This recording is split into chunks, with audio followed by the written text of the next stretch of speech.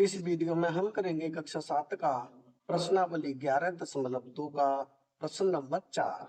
प्रश्न है, निम्नलिखित में से प्रत्येक को केवल अभाज्य गुणनखंडों की घातों के गुणनफल के रूप में व्यक्त कीजिए। यानी कि ये संख्या में दी हुई है, इन संख्याओं के हमें अभाज्य गुणनखंड करने हैं। अभाज्य गुणनखंड करने के बाद उनको घातों के रूप में लिखना है। जैसे सबसे पहले पहले भाग में 108 गुणा में है 192। तो सबसे पहले हम क्या करेंगे, सबसे पहले करेंगे इनके अभाज्य गुणनखंड। तो यहाँ करते हैं 108 के अभाज्य गुणनखंड। 108 एक सम संख्या है, इसका मतलब 2 से भाग चला जाएगा, तो 2 का भाग देंगे 10 में, ये हो जाएगा 2 पंजे 10। 2 का भाग 8 में, तो 2 चौक 8। फिर 54 एक सम संख्या है, फिर 2 से भाग जाएगा, यानी 2 का भाग 5 में, तो 2 दूनी 4, यहाँ बचेगा 1, संख्या हो गई 14। 2 सत्ते 14, 27 बार। 27 में भाग जाएगा 3 से, तो यहाँ कर दें 3 निम्मा 27। अब 9 में फिर भाग जाएगा 3 से, तो 3 तिया 9, 3 बार। 3 में फिर भाग जाएगा 3 से, 3 एकम 3। ये हो गए 108 के अभाज्य गुणनखंड। अब देखें 2 कितनी बार है, तो 1 2, 2 है वो 2 बार है, यानी 2 गुणा 2। तो इसे हम लिख देंगे 2 की घात 2 गुणा में 3 कितनी बार है, 1 2 3, तो 3 को इसे लिखेंगे 3 की घात 3, यानी कि 3 3 बार है। ये हो गए 108 के अभाज्य गुणनखंड घातों के रूप में। अब हम करेंगे 192 के गुणनखंड। तो यहाँ करें 192 के, इसमें 2 से भाग जाएगा, तो 2 से भाग देंगे इन 2 का भाग 19 में, तो ये हो जाएगा 2 निम्मा 18। 1 बचेगा, संख्या हो जाएगी 12, 2 छिक्के 12। फिर 2 से ये हो जाएगा 2 चौक 8, या फिर 1 बचेगा, संख्या होगी 16, 2 अट्ठे 16। फिर 2 से भाग जाएगा, तो ये हो जाएगा 2 दूनी 4, 2 चौक 8। फिर 2 से भाग जाएगा, यानी हो जाएगा 2 एकम 2, 2 दूनी 4। फिर 2 से भाग जाएगा, 2 छिक्के 12। फिर 2 से भाग जाएगा, ये हो जाएगा 2 3 6। अब 3 में भाग जाएगा 3 से, तो ये हो जाएगा 3 एकम 3। अब देखें इसमें 2 कितनी बार है, 1 2 3 4 5 6, 2 कितनी बार है, 6 बार है, यानी यहाँ हो जाएगा 2 की घात 6 गुणा 3 कितनी बार है, 1 ही बार है, तो यहाँ लिख देंगे 3। यानी ये हो गए 192 के अभाज्य गुणनखंड घातों के रूप में। अब इसमें बीच में गुणा का निशान है, तो यहाँ लिखें ये है 108 गुणा कितना है 192। और 108 के गुणनखंड ये, तो ये हो जाएंगे 2 की घात 2 गुणा में 3 की घात 3 गुणा 192 की है ये वाली, यानी कि 2 की घात 6 गुणा में है 3। अब इन सब में गुणा का निशान है। अब यहाँ देखेंगे 2 की घात 2 है, या 2 की घात 6 है, यानी दोनों में आधार वो समान है, गुणा का निशान है, और जो घात है वो अलग है, तो घात जुड़ जाएगी, यानी 2 की घात 2 यहाँ, 2 की घात 6 यहाँ, दोनों को जोड़ेंगे तो ये हो जाएंगे 2 की घात 8। अब 3 की घात 3 यहाँ है और 1 यहाँ है, जब कोई घात नहीं होती वहां 1 मानते हैं, तो 3 की घात 1 ये, 3 की घात 3 ये, तो ये कितने हो जाएंगे, ये हो जाएंगे 3 की घात 4, यानी कि 2 की घात 8 गुणा 3 की घात 4। ये हो जाएगा हमारा पहले भाग का उत्तर। अब हम करेंगे इसका दूसरा भाग। दूसरे भाग में है 270, तो इसके करेंगे हम अभाज्य गुणनखंड। तो यहाँ करें 270 के अभाज्य गुणनखंड। लास्ट में 0 है, यानी ये सम संख्या है, तो 2 से कट जाएगी, 2 का भाग देंगे 2 एकम 2, 2 का भाग 7 में, 2 3 6, यहाँ बचेगा 1, संख्या हो गई 10, 2 पंजे 10। अब इसमें भाग जाएगा 3 से, यानी 3 का भाग 13 में, तो 3 चौक 12, यहाँ बचेगा 1, संख्या हो जाएगी 15, 3 पंजे 15। फिर इसमें 3 से भाग जाएगा, तो ये हो जाएगा 3 एकम 3, यहाँ बचेगा 1, संख्या होगी 15, 3 पंजे 15। फिर 3 से भाग जाएगा, यानी 3 पंजे 15।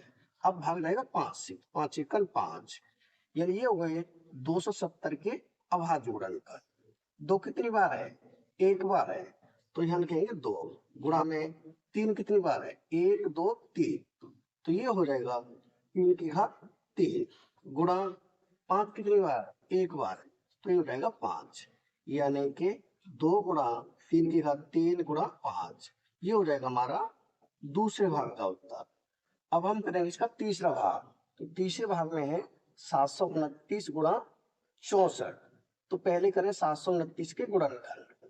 तो यहाँ लिखे 729, इसमें किससे भाग जाएगा, इसमें जाएगा 3 से, यानी 3 का भाग देंगे 7 में, तो 3 दूनी 6, या 1 बचेगा, संख्या हो जाएगी 12, 3 चौक 12 है, और ये हो जाएगा 3 दिया 9।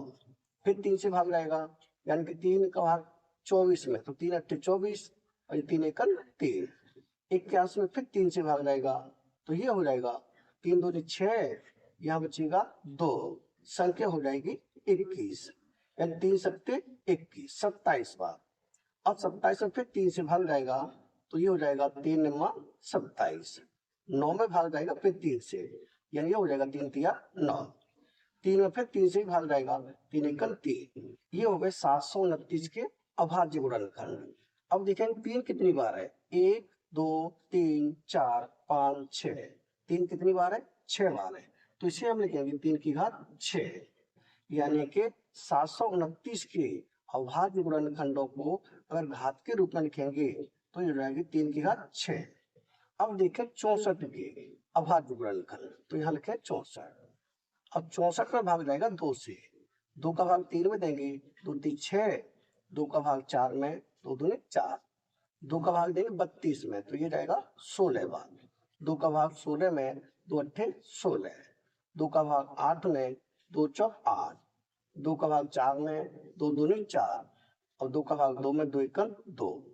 अब देखें 2 कितनी बार है, 1 2 3 4 5 6, यानी ये भी हो जाएगा 2 की घात 6, ये हो गए 64 के अभाज्य गुणनखंड। अब हमें दिया हुआ है 729, तो यहाँ लिखे 729, गुणा में है 64, यहाँ कर दे 64। 729 के अभाज्य गुणनखंड क्या है, ये है घात के रूप में 3 की घात 6, तो यहाँ लिखेंगे 3 की घात 6 गुणा 64 के क्या है, 2 की घात 6, तो यहाँ लिखेंगे 2 की घात 6, यानी ये हो जाएगा 3 की घात 6 गुणा 2 की घात 6, ये हो जाएगा हमारा तीसरे भाग का उत्तर। अब हम करेंगे इसका चौथा भाग। चौथे भाग में है 768, तो पहले हम करेंगे इसके अभाज्य गुणनखंड, यहाँ करें 768 के अभाज्य गुणनखंड।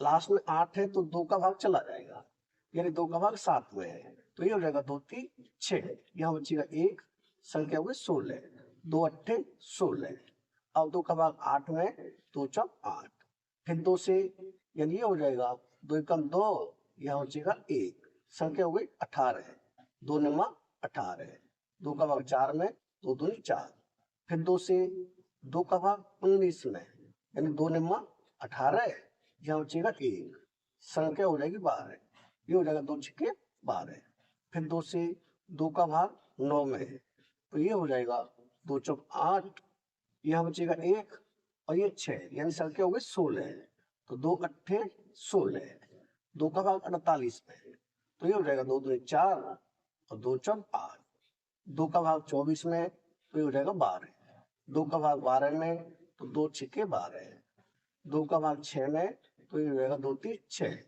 अब 3 में किसका भाग जाएगा, केवल 3 का, 3 एकम 3।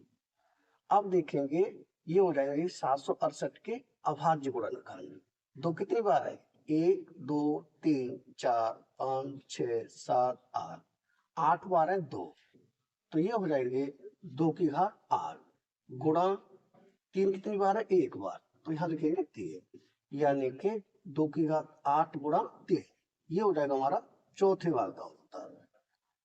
यानी कि पहले भाग का उत्तर क्या है, पहले भाग का उत्तर है 2 की घात 8 गुणा 3 की घात 4, ये हो गया पहले भाग का उत्तर। दूसरे भाग का उत्तर है 2 गुणा 3 की घात 3 गुणा 5, ये हो गया दूसरे भाग का उत्तर। तीसरे भाग का उत्तर है 3 की घात 6 गुणा 2 की घात 6, ये हो गया तीसरे भाग का उत्तर। और चौथे भाग का उत्तर है 2 की घात 8 गुणा 3, ये हो गया चौथे भाग का उत्तर। यानी इस प्रश्न के सभी भाग हो चुके कंप्लीट, यानी कि प्रश्न नंबर 4 हो चुका है कंप्लीट। अगर वीडियो पसंद आए तो लाइक करें, कमेंट करें, अपने दोस्तों के साथ शेयर करें धन्यवाद।